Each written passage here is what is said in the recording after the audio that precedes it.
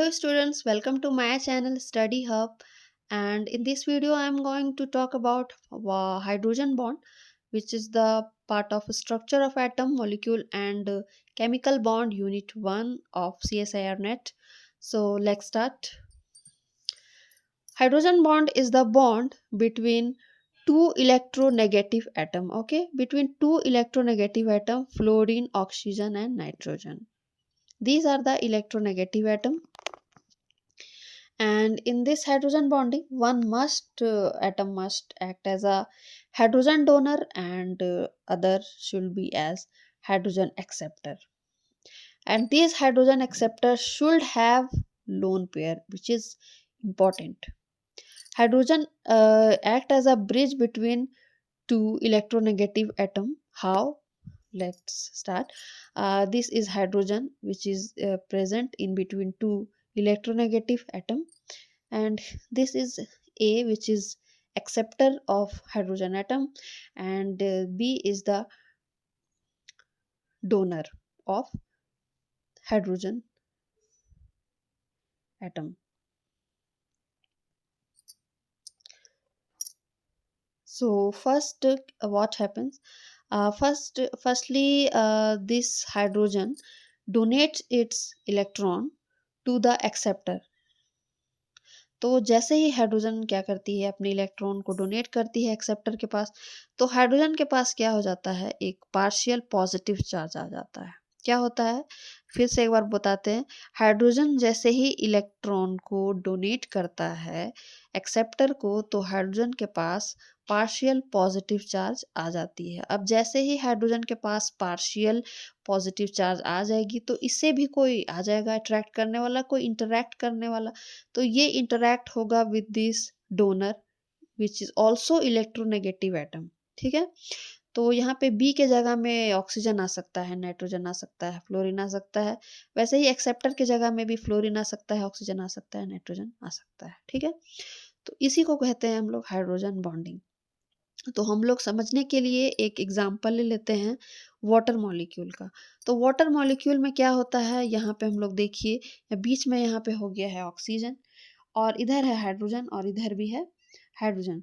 तो ये जो ऑक्सीजन है उसके पास टू लोन पेयर है। ठीक है, तो ये क्या करेगा, अपने बगल वाले वाटर मॉलिक्यूल के साथ बॉन्डिंग बनाएगा विद दिस हाइड्रोजन बॉन्डिंग।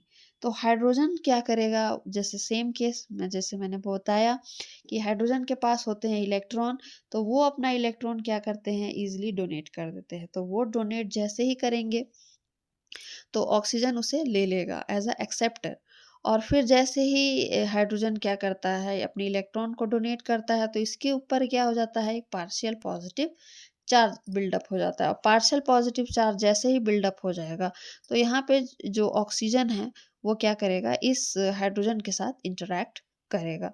तो ऑक्सीजन जो होते हैं वो आपस में चार चार वाटर मॉलिक्यूल के साथ बॉन्डिंग बनाते हैं विद द हाइड्रोजन बॉन्डिंग।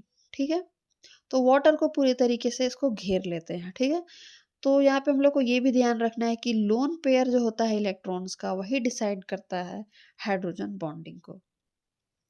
तो अब हम लोग देखते हैं कि 0 डिग्री सेल्सियस पे क्या होता है, यहाँ पे 4 हाइड्रोजन बॉन्ड बनते हैं। ठीक है, 0 डिग्री सेल्सियस पे क्या होता है, वाटर आइस के फॉर्म में होता है। और 25 डिग्री सेल्सियस में क्या होता है, हाइड्रोजन एक हाइड्रोजन बॉन्ड डिसोसिएट कर जाता है और 3 हाइड्रोजन बॉन्ड आ जाता है। और वही 100 डिग्री सेल्सियस पे क्या हो रहा, सारा ही इसका सारा हाइड्रोजन बॉन्ड ब्रेक कर जाएगा, क्योंकि यहाँ पे वाटर वेपर स्टेट में आ जाते हैं ना, और काइनेटिक एनर्जी भी बढ़ जाती है वाटर मॉलिक्यूल की।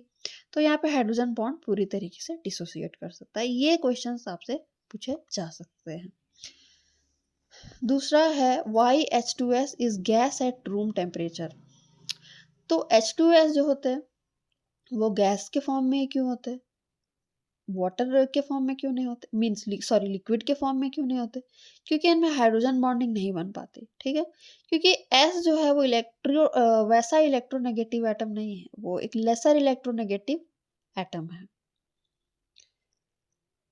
अब हम लोग देखते हैं हाइड्रोजन बॉन्ड।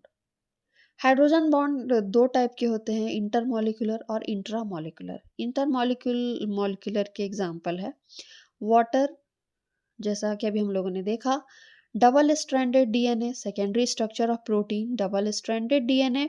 और इंट्रामॉलिक्यूलर के है right handed alpha helix, 310 helix, pi helix, starch. Intramolecular होता है विद इन मॉलिक्यूल, ठीक है। तो हम लोग अब देखते हैं पहले इंटरमॉलिक्यूलर के डबल स्ट्रैंडेड डीएनए का एग्जांपल।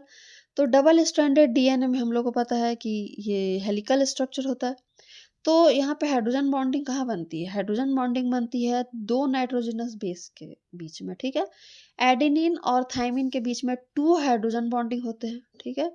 और दूसरा साइटोसिन और ग्वानिन के बीच में 3 हाइड्रोजन बॉन्डिंग होते हैं। तो हम लोग इससे समझ लेते हैं कि हाइड्रोजन बॉन्डिंग किस तरीके से है।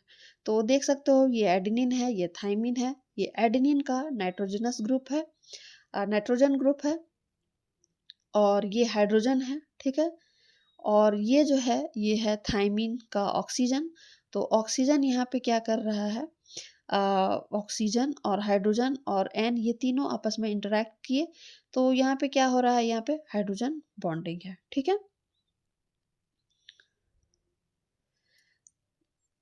और यहाँ पे जो O है वो है हाईली इलेक्ट्रोनेगेटिव, ठीक है। तो हम लोग पहचान भी सकते हैं इसको देखते हुए कि हाइड्रोजन बॉन्डिंग हम कैसे पहचानेंगे कि हमेशा क्या होगा, हाइड्रोजन बीच में होगा और दोनों तरफ एक हाईली इलेक्ट्रोनेगेटिव एटम्स प्रेजेंट होगा, ठीक है। तो ये एडेनिन हो गया, इधर शुगर है, ये शुगर फॉस्फेट, ये डीएनए का स्ट्रक्चर है। प्रोटीन, अब हम लोग देखते हैं प्रोटीन में होता है वो अल्फा हेलिक्स होता है, और N+4 मतलब हाइड्रोजन बॉन्डिंग बनाते हैं विथ फोर्थ एटम। तो इसको तो हम लोग बाद में देखेंगे।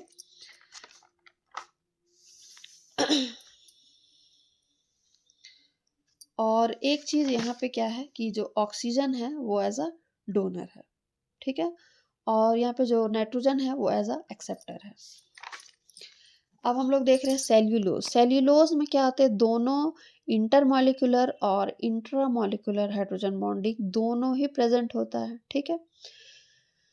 तो अब हम लोग प्रोटीन की बात करते हैं। प्रोटीन में देखो दो तरह का स्ट्रक्चर होता है, एक प्राइमरी होता है, दो तरह से यहाँ पे बने हुए हैं, एक प्राइमरी होता है, एक सेकेंडरी, ठीक है।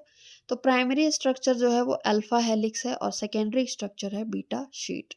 तो अल्फा हेलिक्स में आप अच्छे से देख सकते हो, अल्फा हेलिक्स में ये बिल्कुल एक हेलिकल स्ट्रक्चर है, रिबन शेप्ड, ठीक है। तो यहाँ पे जो हाइड्रोजन बॉन्डिंग यहाँ बन रही है, ये जो कार्बोनिल ग्रुप है, कार्बोनिल ग्रुप जो है यहाँ पे वो क्या कर रहा है, वो जो नाइट्रोजन जो है उसके हाइड्रोजन के साथ क्या कर रहा है, यहाँ पे हाइड्रोजन बॉन्डिंग बना रहा है। तो यहाँ पे जो ऑक्सीजन है वो इलेक्ट्रोनेगेटिव है, वो एक्ट कर रहा है एज अ डोनर, ठीक है।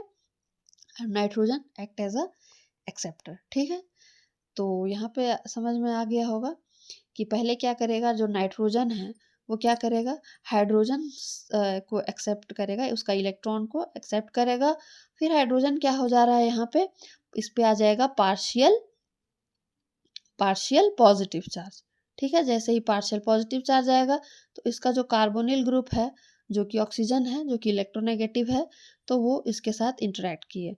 तो यहाँ पे बहुत सारे बन रहे हैं ना हाइड्रोजन बॉन्डिंग। इसके कारण ही ये क्या हो गया, ये जो प्राइमरी स्ट्रक्चर होता है प्रोटीन का वो अल्फा हेलिकल स्ट्रक्चर हो जाता है। दूसरा है बीटा शीट। तो बीटा शीट में क्या हो गया कि दो हेलिक्स दो अल्फा हेलिक्स जो हो गए वो एंटी पैरेलली आपस में इंटरेक्ट हुए विथ हाइड्रोजन बॉन्डिंग, और फिर क्या बन गया, यहाँ पे एंटी पैरेलल बीटा शीट बन चुके हैं। लेकिन एक क्वेश्चन यहाँ आ सकता है कि why beta sheet are anti parallel, why it is not parallel. तो इसका जवाब ये है कि अगर हम लोग पैरेलल बीटा शीट बनाएंगे तो आप बना के देखो, इस तरीके से जो है वो बनेगा।